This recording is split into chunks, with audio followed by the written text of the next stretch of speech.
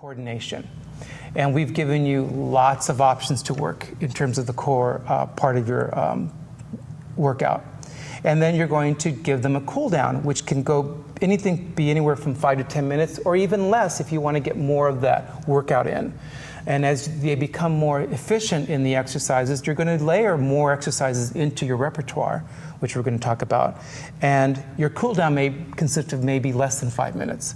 But you don't want to just give them an exercise and go, okay, we're done. You want to bring them back down a little bit, and that's where the connection of the breath comes in handy. So I'll do, for instance, for me, I will do back into the supine position, doing a little imprint and release to alleviate some of that work that we did on the back. Or I'll just have them sit in a potted palm position, seated potted palm in a cross-legged position, and do a little bit of movement of the spine with breath, and then get them up. Okay? Can you add on to any of that, or that's?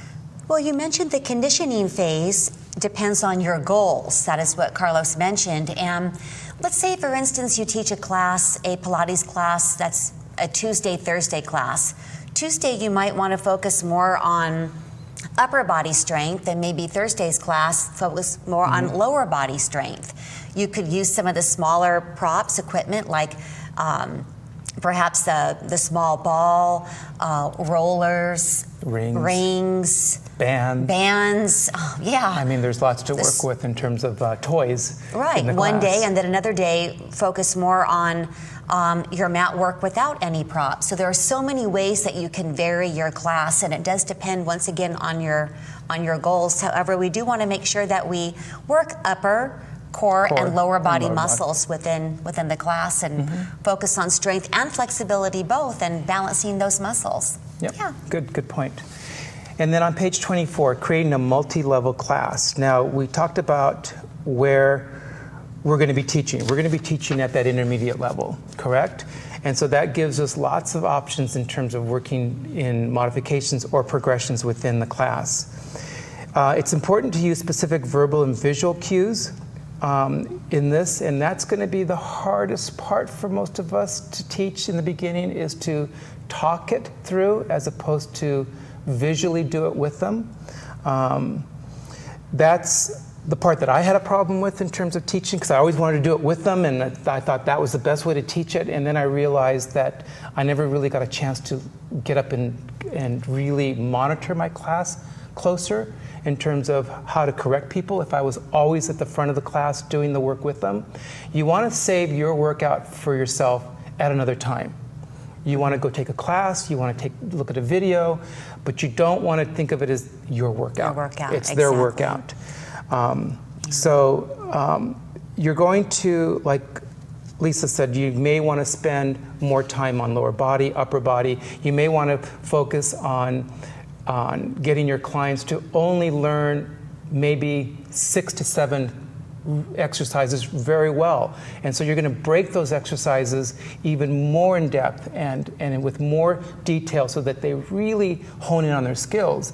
And then they can layer on top of that so much easier when they come back and do the class again with these exercises already implemented in it. So sometimes I will spend more time on sideline work, because we don't get to do that very often. And they get to see that there's a lot of great purpose in terms of working those muscles in that position that we don't get to do very often in our other classes. On page 26, we have cueing techniques, okay? And there's different ways to teach, and there's different ways to learn, as you know, as a student. Some people are very visual. They have to see what you're telling them to do. Other students will be able to do it on just your audio cues, because they have just an internal awareness of their body, having come from a fitness background, having come from a dance background, having coming from a yoga background. These students are going to be able to get it more from an audio perspective. And then you've got those who've never seen these exercises, who you say, we're going to do the 100, they have the 100, and they have no clue as to what you're talking about. So I think what you have to do is sort of hone in on your class and see what's going to work for them. And you're going to end up doing both verbal, visual cueing, and tactile cueing in your class. And we encourage you to do all three. Tactile, as you know, can be a problem in some gyms where they don't want you to touch. Other gyms allow you to touch without a problem, especially because mind-body classes have been around for a while, and people that go into these classes already know and assume that they're going to be probably touched. But you still may want to say before the class, if there's anybody here that doesn't want to be touched, just put your hand across your heart or raise your hand, and I won't do that to you. Or if you see me coming towards you, you just put your hand up or across your chest. And that's just a visual cue for me to know that you're not going to be touched. But tactile cue, I find, works really good in fine-tuning an exercise, because sometimes verbally and visually they just don't get it. Right. And all it takes is just a little bit of a nudge on the lower back to get them more into neutral, knowing where to place the head or in cervical placement by giving them a tactile cue with the head in a plank position works really well. Placing your hand on their back to give them a tactile cue for scapula placement.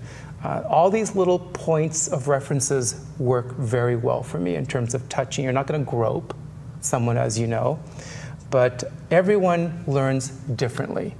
And it's up to you to figure out which way you're going to be able to be the most successful in your class in teaching these exercises to your clients. And what works for you. What works for you might not work for another instructor. And as Carlos mentioned, some facilities do not authorize their instructors to physically touch people. Quite honestly, you can get people to go exactly where you want them to go without touching them. You certainly could do that. And I think the challenge is for us as instructors who have always visually done the work with them, is for us to get out of that mode of teaching visually and to get into the mode of audio for them, because audio forces them to go into that mind-body connection much more. I don't have mirrors in my studio for the reason that I don't want them to see the work. I want them to feel it and to hear it from me. Good idea. So my studio, no mirrors. I've taught mat classes in there, and I teach all of my clients on the equipment without any mirrors, and I get them to do it most of the time without me demoing. But there are times when I demo it just because I know they're visual, and they have to just see it once, and that's it. And you pick up on the people that have to be visual, they have to. And in a gym environment, they're going to be in studios sometimes where they already have mirrors. So you're going to get those who constantly are looking at themselves in the mirror, and you have to kind of like, over here, you're throwing your neck alignment out because you're turning your head where it shouldn't be. So you get that, right? You get that all the time. And remember about where your beginner students are going to be. Your beginner students are typically going to be in the back. In the back. So here's the thing. People ask me, how do you line people up in your class? You know, which way do you teach? Do you teach them sideways like this, like we're teaching to you, or do you teach them lengthwise, vertical to you? And I find that the best way to put your students in a class is to put your mat as we have it here in the front, so they can see you from a side view in terms of your alignment in executing these exercises. And then what I'll have is them line their mats vertical to you like little sardines, and they're staggered so they can see me. And from there, they're going to do the work without ever having to change their position on the mat. So they're going to be doing everything facing towards me. I'll sometimes have a mat on the sides for me to go to. Good idea. So that when I do side stuff, I have a mat to go to. And they're going to turn to their right side to do their work facing that way. And then we're going to go to the other side, and then I'll go to that side of the room to do the other side. Now, when it comes to extension, I don't have them turn around so that their heads are facing me.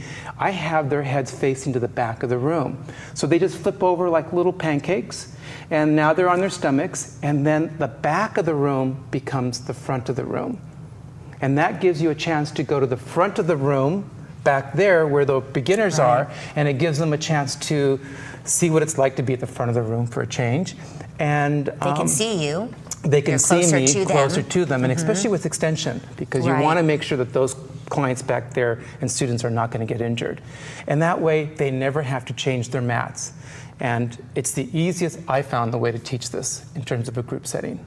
Have you done anything differently in terms of Depending teaching? on how many people are in class, I may reorient and go to different parts of the room so everyone at one point's in the front row, and they can all see what I'm doing. Right. As Carlos mentioned, maybe demonstrate the exercise and then walk around the room and observe, because our cues are based on what we see going on there in class, so it's important that we can see our class participants as far as their form and their alignment. Right. And then when you do modify and progress an exercise, you're going to give them an example yourself, Right. visually for them to see, and then you're just going to go back to the actual exercise that you're doing with them. The other thing that I remember in teaching, when I was teaching at a gym, and I taught for probably 4 years there, teaching their Pilates mat classes. So I had a chance to really work with a core group of people over the 4 years. And they kept asking, can we take it a step further? Can you teach because it was a multi-level class, right? Anybody can come in and take it Tuesdays and Thursdays. And they said, can you teach something that's going to be strictly more intermediate to advanced? And so what we did was we divided the two classes on the schedule, where the Tuesday was a multi-level class. The Thursday was an intermediate to advanced class, so that people knew that that was where we were going to go with these exercises. And then we offered another class in the middle of the week. We offered a whole new class for just beginners who had never done this. And of course, they're going to be small. My classes were usually about 20 to 30 people, and then we went to the beginner, intro class is what we called it. We didn't call it beginner because people don't like to be called beginners. We called it an intro class, and to Pilates. So we got about maybe 5 or 6 people on a consistent basis weekly, and that fed our other 2 classes. So it was a great way to get your clients now to go to a whole nother level with this. Right. Because you do want to be able to take those who are getting bored doing the same thing over and over again and progress. And again, these are just part of the exercises that you see in Pilates mat. We encourage all of you to go out and look at videos and expand your knowledge on mat work and come up with different ways to teach the same exercise that are out there. And like you mentioned earlier, the toys. I mean, that opens up a whole nother way of working with mat work. You can work with the bands, you can work with the rings, you can work with stability balls, small weighted balls. You can work with, oh my God, there's so many options out there now that you can change all of your classes into different types of classes now. Pilates mat with toys, for instance, for one day. And then the next day, just mat only. And then the next day, advanced mat. And the next day, multi-level mat. So you see that there's so many ways to do this that you'll never get bored. Right. Okay? And that's the main thing, is to vary your class. Continue to vary your class, different exercises, different props, so that people don't get bored with Pilates. And that brings us to page 26 on how we work with these exercises that we're going to be breaking down. Okay, so we've given you an example. This isn't set in stone. This is just an example of how you can work with these exercises on an elementary level, going into the intermediate level, and the advanced level. And if you look at the warm-up, it's always going to involve breathing. It's going to involve some of the more easier exercises that we're going to cover. The exercises are going to be ones that are going to probably be modified in an elementary level, or the essential level as we called it in Stop Pilates. And then some of these will definitely be exercises that we're going to have to modify, obviously, because it's an elementary. And then you have a cool down phase. When you get to the intermediate level, you're going to include what you've done in the warm-up and insert it to the exercises that you are going to introduce in the intermediate level. So it's not just what you see in that second column, but it's a combination of the two.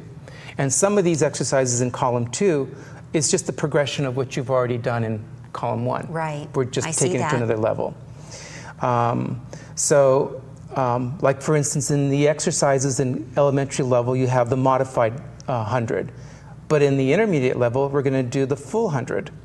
Okay? And then the advanced level is where you're going to intersperse these more difficult exercises on top of what you've already taught. And the nice thing when you get to the advanced level with these exercises is that when you're teaching this to your group, they're going to already have a real good foundation of what they're doing, and you'll be able to get through a lot more exercises in an hour than if you were to teach at an elementary level. And more challenging exercises, and in addition, more exercises. Right. So you get more bang for your money here. Yeah. So that's just an example, and like we said, it's not set in stone. And when we go through these exercises, when we break them down in the next hour, that you're going to find that we're going to label them. This is essential level? Is this an intermediate level? Is this considered more of advanced? So you'll already know where it's going to go. And then on page 27 and 28 is, these are generalized modifications for joint injuries or instability. And I encourage you to read through this more in depth because, again, some of these modifications are going to be listed in your manual and some are not. So you're going to want to refer to these tables to determine how to work with these exercises if someone comes in with a cervical issue. If someone comes in with with the lumbar area that's compromised, if someone comes in with shoulder issues from rotator cuff problems, knee issues, as we know, more and more people are getting knee replacements and hip replacements. So if you look at the column of the exercise and someone comes in and says, I have a cervical problem, okay, I have a degenerative disc, degenerative cervical vertebrae here, and it's causing problem on the disc. You're going to look at that column of cervical and go, okay, so that if I'm going to put these exercises, this is what I have to do for them. I may have to omit some of these exercises altogether for them. It's the same with lumbar area. If someone comes in with lower back issues like me, who has scoliosis, for instance, then some of these exercises are just not going to feel good to me at all. And I'm going to omit some of them altogether. Shoulder injuries, as we know, is rotator cuffs. Biceps muscles that are torn and replaced back into the joint can cause problems in the shoulder. Range of motion can be compromised in the shoulder, so it can cause a lot of injuries when you're doing these exercises improperly, or it can be a higher risk. The knee, as we know, can be from knee replacements, and they're not going to be able to do any weight bearing on the knees. Right. They may not be able to go through full extension of the leg and full flexion of the knee, so we have to be careful of that. As well as the hip. The hip, we see a lot more students coming in that are older who have had hip replacements, right? And they're going to have an issue with range of motion. Right. They're going to have an issue with how much they can flex at the hip, especially if it's a replacement that's done within the last 6 months, perhaps. So these two charts that you see on page 27 and 28 gives you the options of how to work with these injuries in much more detail. I found it really useful for me. And after a while, you start to see the pattern that evolves from working with this chart. Right. Oh yeah, cervical problem. Well, I can't bring their heads up, And most of these exercises are going to have the head down or support with the hand behind their head as modifications. What else have you noticed with some of this? Well, as you mentioned, I'm starting to see more knee problems, meniscus, ACL tears. Right. So we have to be cautious with weight bearing, for example, on the knees, and joint openers, and just make sure that we show modifications for these people and have them use their towel maybe to kneel on. Wrist issues as well, carpal tunnel. with a lot of our all fours position, Pilates exercises. And they can use weights sometimes. They can use to put the weights, hands fists. in, fists. Yeah. And we're going to demonstrate a lot of these modifications when we go through all of the exercises. Going back to the cueing, the other thing that I forgot to mention is that when you teach these exercises, it's easier for you to teach the movement pattern first and then attach the breath pattern to it, because attaching the breath to the movement in teaching can be overwhelming for them. Right, it's too much. It becomes too confusing, all these cues at the same time. Right, right. So teach the movement first and then incorporate the breath. Right. That's right. a very good idea. Because it's not wrong for them to learn it without the breathing pattern, because guess what? They're going to breathe anyway on their own. That's right. And remember the rule of thumb, if they don't get the breathing pattern, just get them to breathe. It drove me nuts in the beginning for me to take a class, because I came from a yoga background where I was told to inhale into back extensions, and now we're having them to exhale into back extensions. The opposite. And Michelle Larson was my first instructor in Santa Fe, and I used to, in the middle of the class, I go, but is it an inhale or an exhale? And she said, Carlos, breathe. Breathe. That's all you have to do is just breathe. Your body will automatically do what it needs to do. Then as you become more accustomed to the exercise, we can attach the breathing pattern to it. Right. So a lot of times I don't talk about breath at all for the first couple of reps in the exercise, and then I attach the breathing pattern to the movement. So again, so much to remember when you're teaching these exercises in a group setting. And it can become overwhelming as an instructor, and you see the instructors there with this in front of them, and they're actually trying to read from this completely. And not that it would be wrong for them to do it, but I would encourage you to do this at home first, obviously, and learn it, and then teach it. I mean, the best way, my other instructor that I took from for years, Sue, always said, the best way to teach it is for you to do it yourself and learn it in your body so that you understand exactly what you're feeling and doing to be able to explain it to your students. So I just went home and I practiced over and over again how to teach these. And it made more sense for me to do it this way than to walk into a class and to bring this in.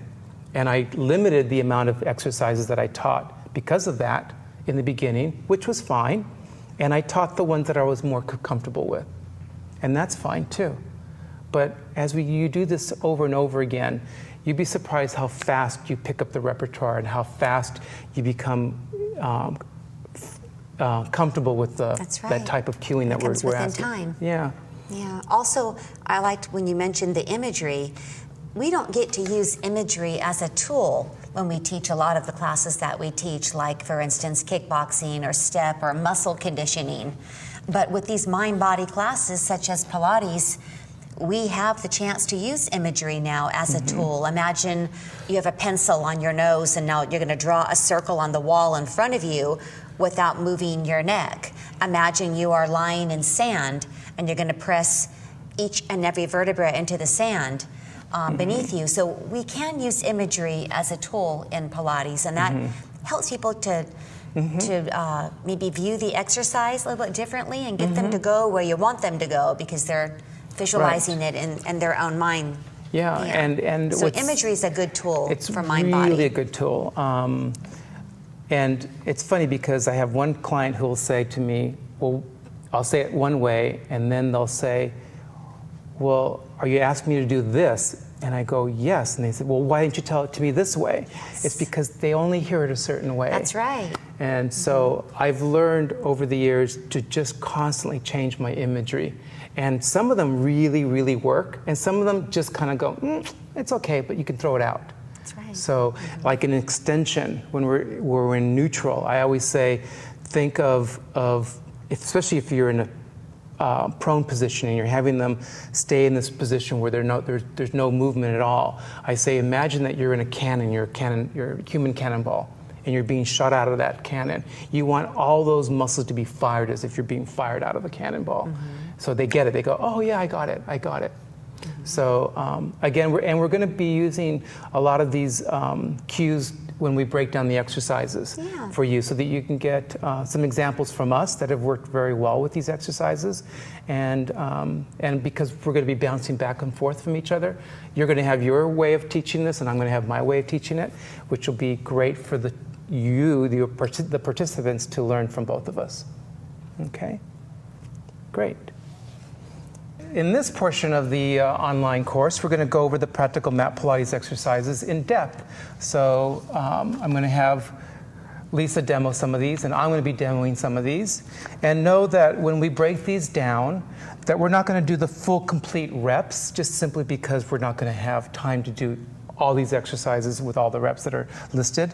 We're going to talk about or demo some of the modifications, and as well as the progressions on some of these exercises. So we may not cover all the information that is in this online course, but you'll have the references to go back to go through them again and practice on your own the modifications that we talked about if we haven't covered them, and some of the progressions that we may or may not get to.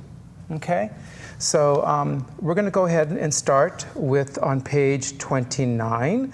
The first one. So Lisa, we're going to have you demo. Okay, and if you need the towel, it's right here. Oh, good, okay. good, because we probably will. All right. Okay. So the first exercise is great for the warm-up because it's supine breathing. Again, we talked about how it's important in the warm-up to connect the breath to the core. In supine breathing, it connects the mind-body together. It prepares the body for the workout, and it quiets the mind. This is what I love, because it just gets you centered to start the workout. The setup is going to be with the feet in the V position, with the feet parallel. So you want to make sure that the feet are parallel. You'll find that people tend to, what we talked about, turn out.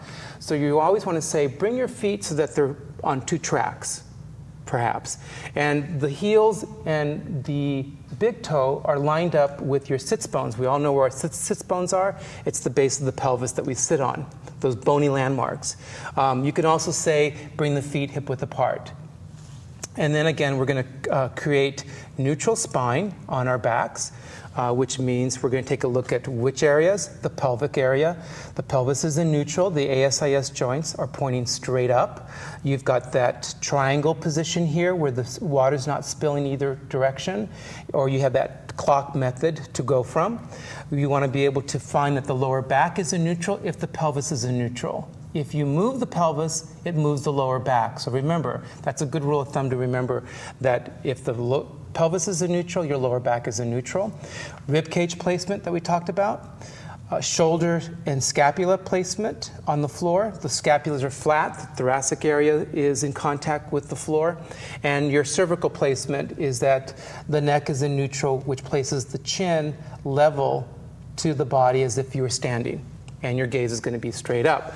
The arms are reaching along your sides and reaching the fingertips towards the heels to engage those lower traps and the lats. And then the movement is to inhale through the nostrils, as we talked about, exhale through the mouth, creating that forced exhalation, but without losing neutral spine. That's the key for this exercise. So you will do this type of breathing pattern for 5 to 10 reps. The cues that we have is your alignment cues and your safety cues for you to go through.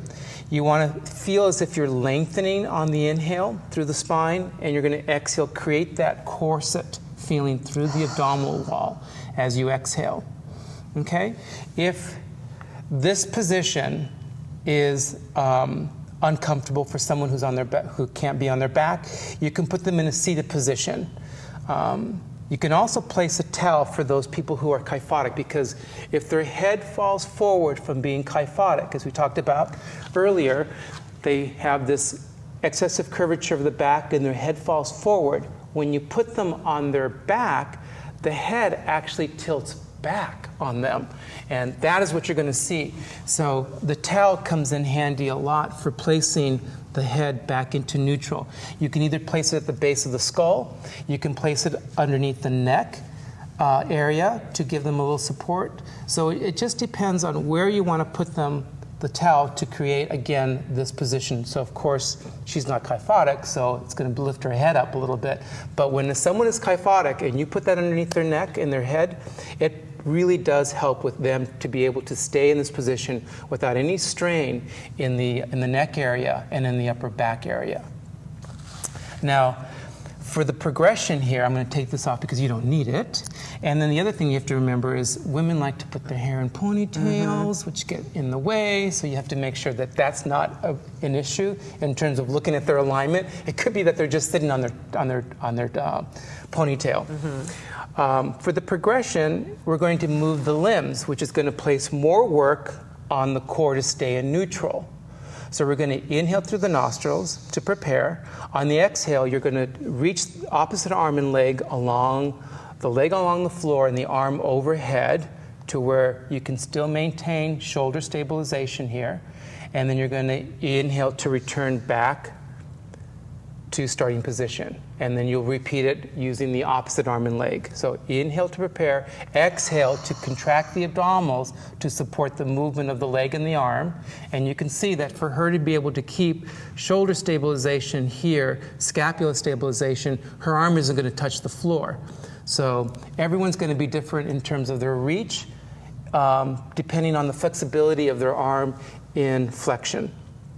And again, so inhale through the nostrils to prepare, exhale to execute the movement, and we're staying and keeping the lower back in neutral, the pelvis is in neutral, and then inhale to return back to starting position. What you'll see in this movement, and if you want to go ahead and do the same side so they can see what happens on this hip area here, is that if they're tight in the quads and the hip flexors, they're going to go into this anterior tilt of the pelvis, which means that this particular exercise and progression isn't for them. They're going to want to return back to the original exercise, which is just to stay in neutral and not to move the arms. Okay? So that's supine breathing. I use it a lot in terms of the warm-up of the body of the workout. And then I'll go into the next exercise. So each of our exercises will give you the benefits, the setup, which is crucial before you even move. It'll give you the movement that we did, because it'll explain to you what you want to see and do within the exercise. The cues are going to be there for you to know when to inhale into a movement or not, and when to exhale into the movement or not. And they're going to be giving you additional cues to use in terms of imagery sometimes. The number of breaths will be there. The modifications will be listed next. And then the progression. And we listed the pictures in your manual that way, with the exercise being what you want to see, the modification being next, and then the progression being at the bottom. Okay, so that's how this manual is going to work from here on out. The next exercise is imprint position.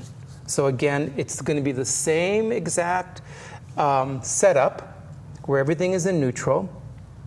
It's just that we're going to go into, on the exhale, using the abdominals here to go into imprint, and not using what muscles, Lisa? The gluteal muscles. The gluteus, the glutes and the hamstrings, and the gluteus maximus.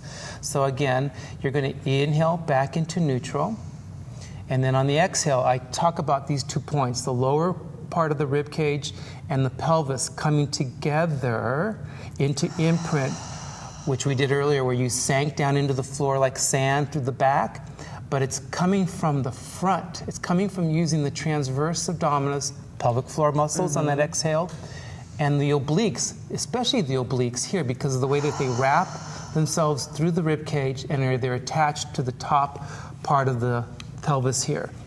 And we're going to inhale back to neutral.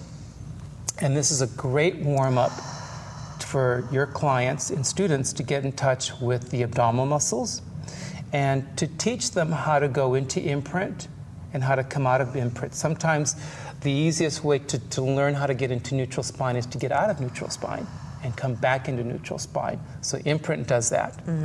And then the reps is 5 to 10. The modification, again, would be if you wanted to use your towel underneath the neck, the cervical area of the spine, here to create neutral cervical placement.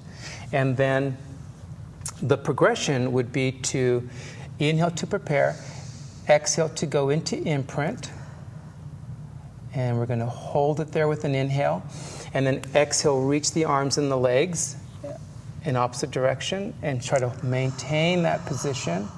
And then we're going to inhale, return back to neutral as we return the pelvis back to neutral. And then we're going to do this now simultaneously. So inhale to prepare, exhale to go into imprint, and keep the imprint as the legs reach.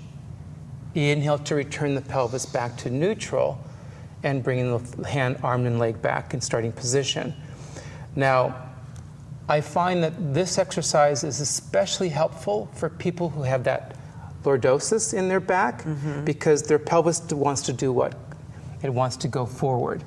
And for them to be able to hold onto imprint is a little bit more difficult and challenging for them. Yes, it is. As you know. And then especially when you add the arm length, the movement of the arm and the leg away from the core, it creates a lot more work on the abdominals here to keep that imprint. But an excellent, excellent exercise for someone who doesn't understand where they are in space in terms of neutral because they're so lordotic. And it was interesting because the other day I had someone who's very lordotic in their curvature of their lower back. And when I put her in neutral here, she felt like she was in a posterior tilt already. So it's just in a body awareness for those who have that lordosis to stay in this position and move into imprint. It's also a nice feeling of massaging for the muscles to go into imprint for the lower back, especially for someone who stands all day, like me. So, so those are your two breathing exercises that we do in the supine position, neutral and imprint, and I combine them the two together in a warm-up. I have a question. Let's say, for instance, as you mentioned, maybe someone has an excessive lordotic curve and they are unable to imprint into their mat. Do you think maybe we could put a towel under the back and they could imprint into the towel? Right. Yes, and this is a great way to also work with people who have scoliosis. Because scoliosis is such a deviation of the spine where they don't have a midline to follow. Their midline goes like this, and they have these hollow sides that we talked about that are actually lifted away from the floor. So what you do is you fill in those hollow sides with a towel, or like we have in our studio, little tiny wedges of sand, triangle sand, little tiny pillows that we wedge in them on the sides of where their hollow is. So for someone who's very lordotic, then you would go ahead and adjust the thickness of the towel to suit the fact that they're not now able to feel where they should be more in now imprint. They can feel the imprint, exactly. And then when they go into a slight tilt of the pelvis, which is going to be hard for them because of the tight hip flexors, they at least have something to go into immediately. It's easier when you have the towel there. Yeah. So no, great addition on that one. But again, scoliosis, excellent in terms of getting them to feel something because they don't feel it. They don't feel it the same way you and I do. Right. So we're going to go on to exercise number 3, tabletop position with imprint. And this is again a great way for your students to learn how to stay in imprint while the legs come up into tabletop, and how to bring the legs down in from tabletop without losing the imprint, because you don't want to move them up in tabletop unless they've got that imprint going. Right. Okay, so we're going to inhale here. Well, actually, let's talk about this setup again. Okay. So this is a great way to, again, to prepare the muscles for the work of the exercise that we're going to do. You're in the same position that you already were in the first 2 exercises. You're in neutral. You're going to inhale here to prepare. We're going to exhale to put the lower back into imprint. We're going to hold it there with an inhale. We're going to exhale. You can either go, I do it one leg at a time. Okay. We're going to exhale one leg up into tabletop, and then the other, using that same exhale to come up. On that exhale. Okay, let me see. Okay, so let's use the breath. There you go. And exhale the other leg up into tabletop. Good. Now hold the imprint here, and as you exhale, lower one foot down.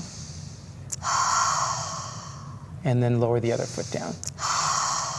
And then inhale, release the imprint. Okay, so that's a long time to hold an imprint, but this is a great way to challenge these core muscles here to do the work. Okay, so inhale, prepare. Exhale, go into imprint. Now hold the imprint with an inhale, and exhale one leg up, and then the other. Good. Hold it there with an inhale. Exhale the one leg down that you brought up first, toe ball heel. And we're going to lower the other leg down, toe ball heel, so we can articulate through that foot. And then inhale, release the imprint. And we're going to do this for about 5 to 10 reps. So a rep would be, again, moving the legs up and moving the legs down. That would be 1 rep. And then you do it again for 2 reps. So again, if you want to spend 10 reps on this is going to take you about a few minutes here. So it's up to you how you want to work with this in terms of your warm-up. The progression is to hold the whole thing in imprint and lift both arms overhead while maintaining imprint. So we're going to now incorporate the arms. Okay. So we're going to take a deep breath, and we're going to exhale into imprint. Good. Bringing the arms overhead. So we're going to bring the arms up. And then exhale one leg up. Hold it. Good. And the other leg up. Good. Hold it there. Exhale one leg down. Bringing the opposite leg down. And then inhale, release the imprint and bring the arms down. So how did that feel? Great. Okay. Did you find it a little bit more challenging or not as hard for you? I felt it more challenging with the upper body, as you mentioned. Yeah, I couldn't bring my arms all the way down. And if I did try to bring my arms to the floor, I would have lost my imprint. Right, and you would have also lost the connection of the scapulus. Right. Which is what we don't want. We don't want to lose that upper torso connection here. So the priority basically is the imprint position rather than the range of motion. The range of motion. And you're going to increase range of motion as you increase strength within the core. Okay? And then the modification for this, again, would be to use the towel underneath the lower back for an addition of tactile cue for imprint, and then also for the neck, also if you need to, in terms of the people that are clients that are kyphotic. All right? So let's go on to the next exercise. And you can see how these flow from one to the other because there's not a lot of movement in the body right now other than changing the exercise while you're in a supine position. Now, knee sways, I love knee sways because it warms the core, but it also warms the lower back and the mid back in rotation.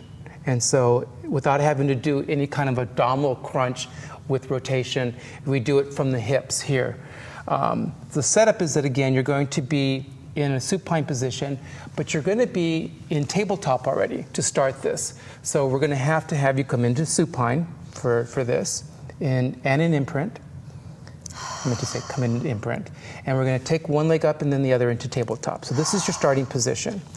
And then the arms are going to extend out, shoulder height. So you want to bring your arms down just a little bit further down now. Okay? And when we move the legs here from one side to the other in knee sways, we want to be able to move the legs laterally, not away from you, because it's going to put more stress on the lower back. And we also want to not compromise the upper back coming off the floor.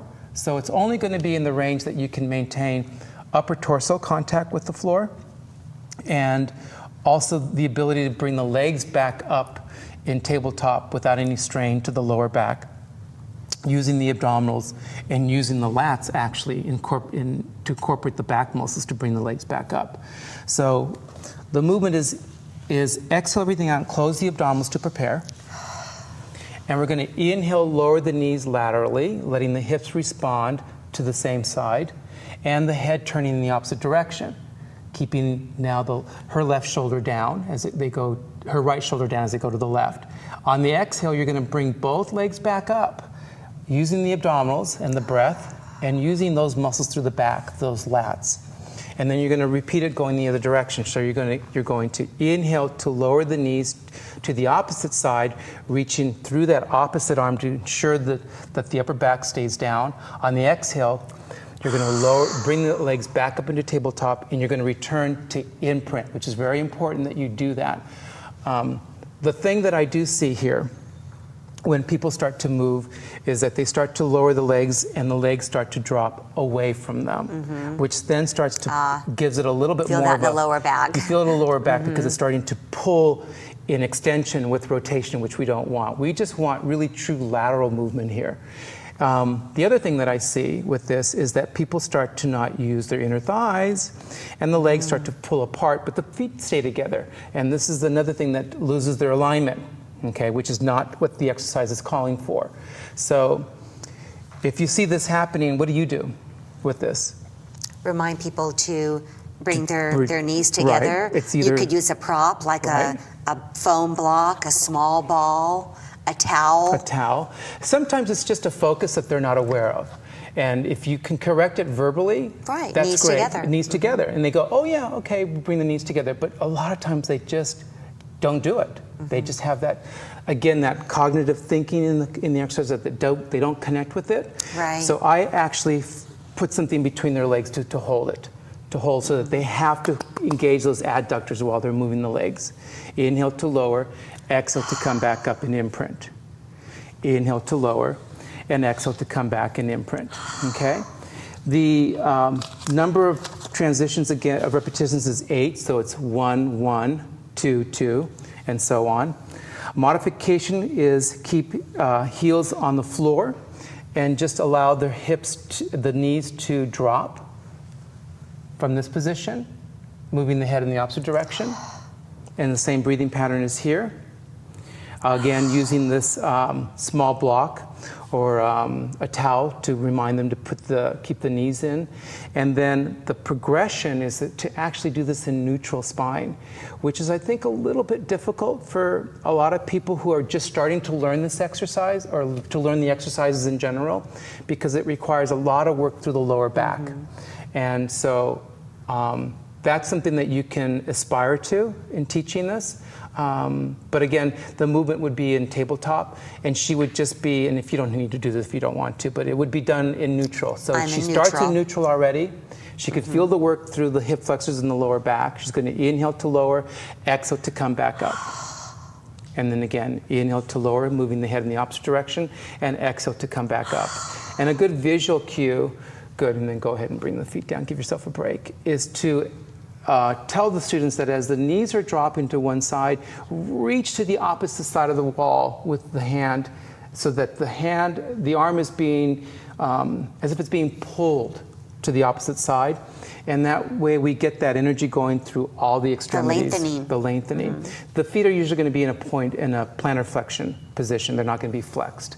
So again, we talk about whether they're pointing or flex. I like plantar flexion because it looks prettier. So not that it would be wrong to do dorsiflexion, but make the decision to do either one if you want to do it with dorsiflexion. But we do it with plantar flexion here.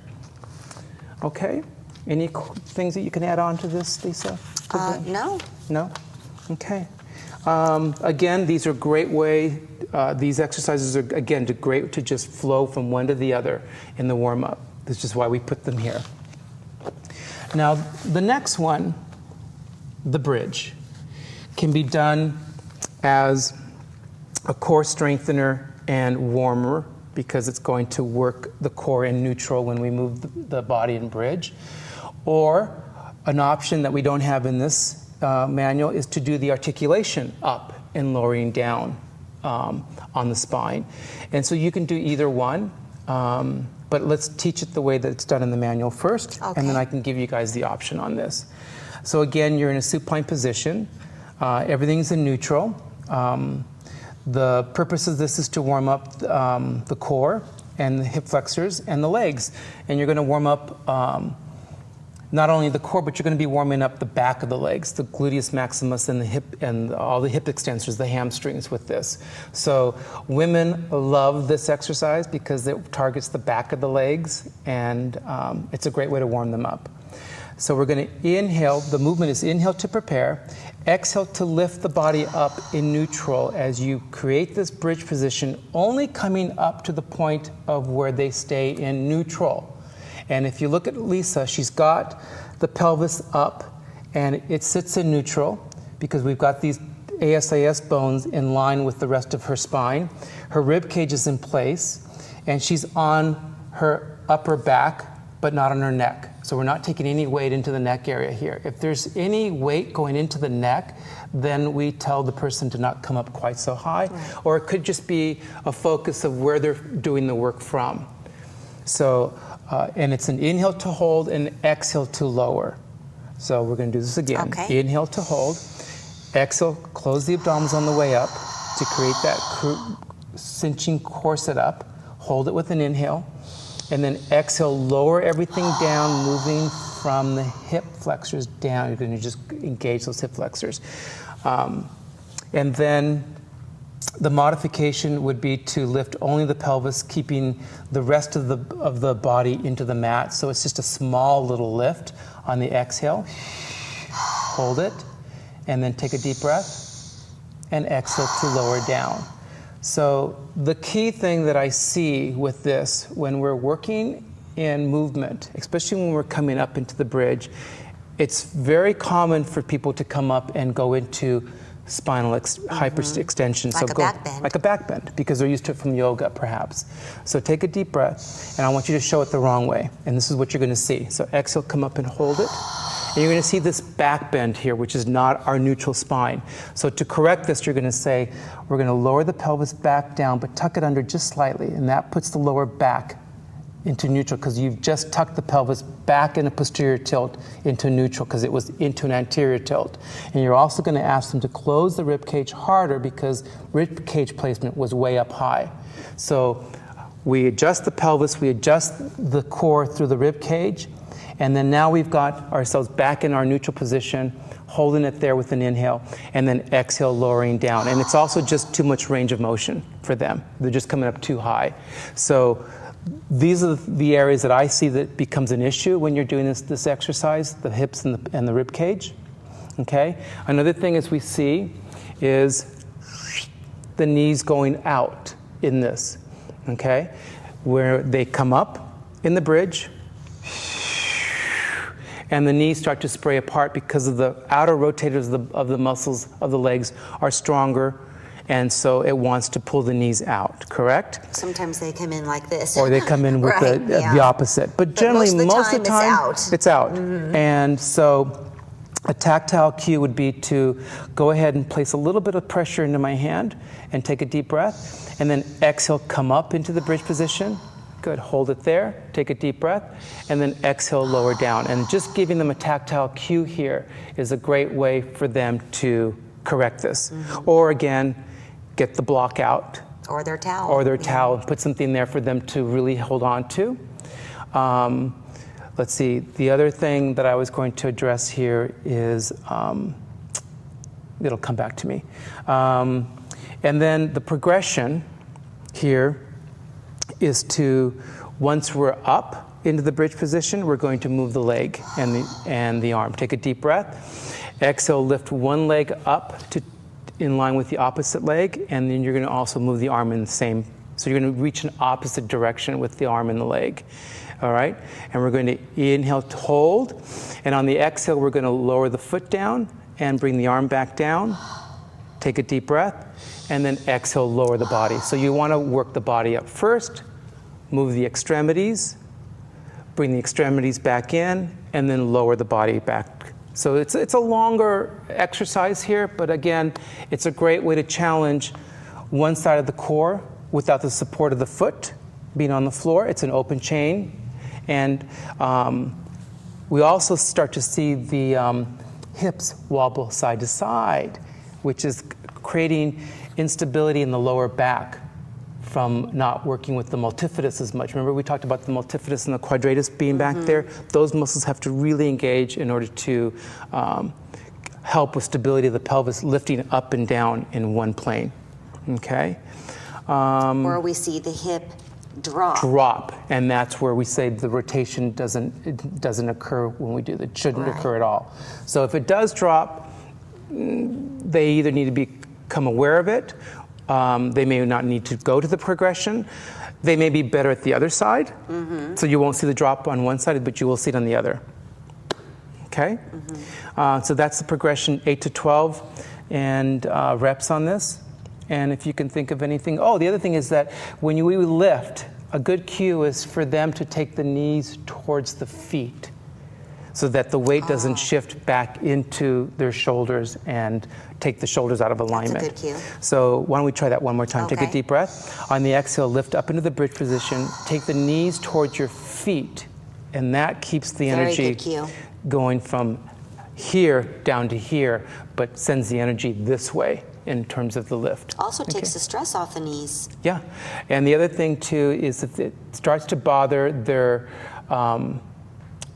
knees, then we give them allow them to turn out a little bit, because sometimes just because those rotators are so strong, it pulls on the knees.